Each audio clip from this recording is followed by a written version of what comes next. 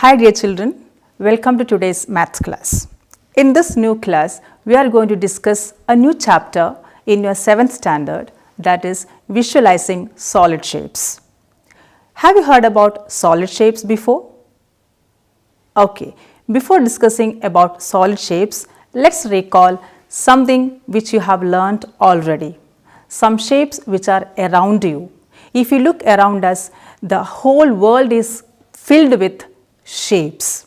Can you just recollect and tell me some of the shapes that you know already?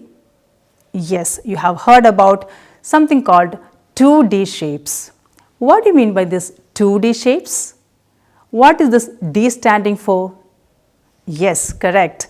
2D means they are two-dimensional shapes. That means those figures can be drawn on plain papers. So, let us see some of the 2D shapes that you have already seen. What is this called? Yes, it is a triangle. And what is this? It is a rectangle. How many sides are there for a rectangle? There are 4 sides for a rectangle, length, breadth. Okay. Now, what is this shape called? Yes, it is a square. And how many sides for a square? There are 4 sides for a square. And what is the speciality of those 4 sides? Yes, they are all equal. Correct. Now, what can you say about this shape? Yes, it is a rhombus. And have you seen this before? What shape is this? It is a trapezium. Correct. And what is the speciality of a trapezium? It has got 4 sides. And are the 4 sides equal? No, they are not. You can see that this and the bottom side, 2 opposite sides are parallel and the other opposite sides are non-parallel. This is called a trapezium. And what can be this? This is called a parallelogram. You can see that the opposite sides are parallel and they are also equal. These are some of the 2D shapes that you have learnt already. Now, after that, let us discuss about the other topic which are called 3D shapes. You are familiar with this 3D. When you are going for films, you love to enjoy 3D films. Why are they so? Yes, we feel that those things are coming towards us and we enjoy the ice balls coming or the arrows coming towards us because they have got 3 dimensions. Which are the 3 dimensions? Length is the first one, breadth, and the third one is height also. So, we know some of the 3D shapes also. Can you just recollect some of them? Yes, you have seen a shape like this. What can be the shape? It is a cylinder, correct. And what can be the name of this shape which you have already seen in your ice cream parlor? Yes, it is a cone, correct. Suppose I want to show you something like this. What can be this?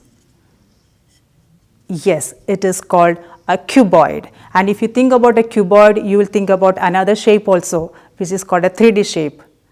Yes, it can be a cube. Let us see. This is a cube. Okay, so these are some of the familiar 2D and 3D shapes which we have learnt already. Now, we will go for discussing more about these shapes in the next topic. The next topic is about the nets of 3D shapes. What can be the meaning of nets of a 3D shape? If you talk about a 3D shape like cube, you might have seen boxes which are taken in the shape of cubes. If you open the cube, you will get a 2D shape. Shall we see that now? You have a 3D shape which is cube here. Suppose you are opening it. You can open it and see the faces of that cube like this.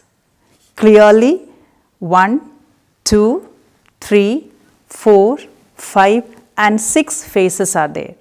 And you can see that all the faces are in square shape. Once you close this, it becomes a cube once again. So these are called the faces of a cube, and this opened shape completely is called the net of a cube. So we can say that net of a cube is the opened shape of the 3D shape, so that you can completely count the faces and you can count the edges and vertices also. So if you close, you can see that it becomes a cube once again. And see how many faces are there. As we called, there are 6 faces for this cube. Let's count the edges of this cube. Edges are the line segments where faces are meeting. So if you count the edges of this cube, there are 12 edges for this cube. And there is something called vertices also. What can be vertices of a cube and how many vertices can be there? Yes, you can count it. This corner is called one vertex. This is another vertex. There are 4 vertices on the top and 4 vertices at the bottom. So how many vertices are there altogether? There are 8 vertices. You understand? Vertex is the singular form and vertices is the plural. In the same way, you can have nets of other 3D shapes also. Let's see another one.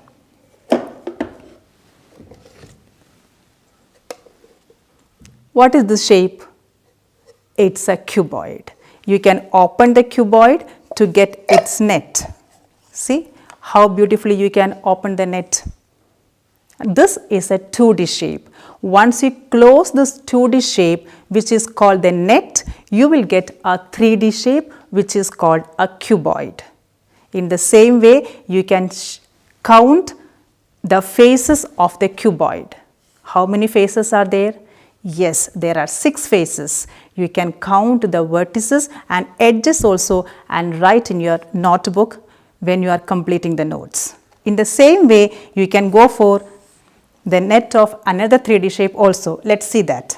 Let's see another 3D shape which is called triangular prism. Why is it called a triangular prism? Yes, you can see that this face is triangle in shape and the other base is also in triangle shape. That is why this is called a triangular prism, and once you open that, you can see the faces of the triangular prism like this. You have 2 triangles which are called the bases and the other faces are rectangular shapes. This is called a triangular prism, and how many faces are there for this? Yeah, clearly there are 5 faces. In the same way, you can count the vertices and edges of this prism and complete the table which will be drawn in your notebook.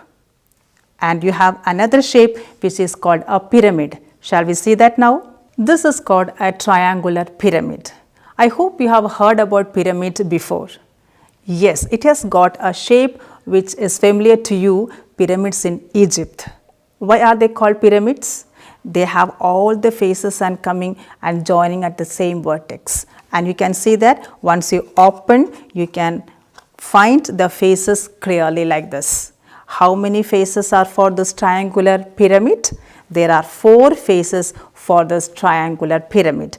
This is called a triangular pyramid because the face which is at the bottom is in the triangular shape. We have got another pyramid which can be square pyramid also. Let's see that now. This is called a square pyramid. Why is it called a square pyramid?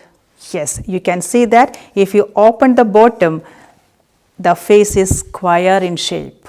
That is why this is called a square pyramid, but all the other faces are in triangular shape.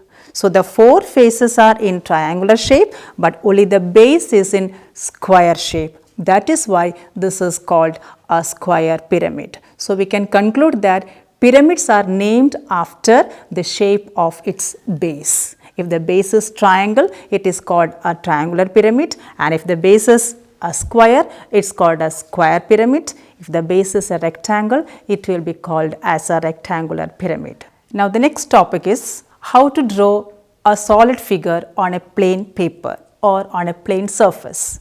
There are 2 types of drawings on a plain surface for a 3D shape. The first one is known as oblique sketch and the second one is called isometric sketch. In the figure, you can see the oblique and isometric sketches of a cuboid. The next topic is viewing a 3D solid in different ways. The first way of viewing the 3D shape is by cutting or slicing. Suppose you have a watermelon in your hand. What's the shape of this watermelon? Yeah, it's a sphere. Let's give a horizontal cut for this watermelon. How do you cut it horizontally? As usual, you are cutting it horizontally and you will get two pieces of watermelon very beautifully, and this is called the hemisphere. And you have another shape which is called a cone, and let's see what will happen if we give a horizontal cut to that. Here is a cone which is another example for a 3D solid. Let's give a horizontal cut to that. Horizontal cut for a cone will give you two pieces like this. One exactly like another cone, but this is not in the shape of a cone. So this is the shape which you can see when a horizontal cut is given to a cone. In the same way, when you are cutting an apple or any other fruit, you can try how do you get the different views of 3D solids. Try to cut an apple, try to cut an orange, or you can slice a loaf of bread also to see the different views of those 3D shapes. Another way of viewing a 3D solid is the front view, top view, and the side view. In the picture, you can see the top, side, and front views of some 3D shapes. With this, we are concluding the chapter Visualizing Solid Shapes, and I request you to go through the activities given in the textbook for further details. Thank you.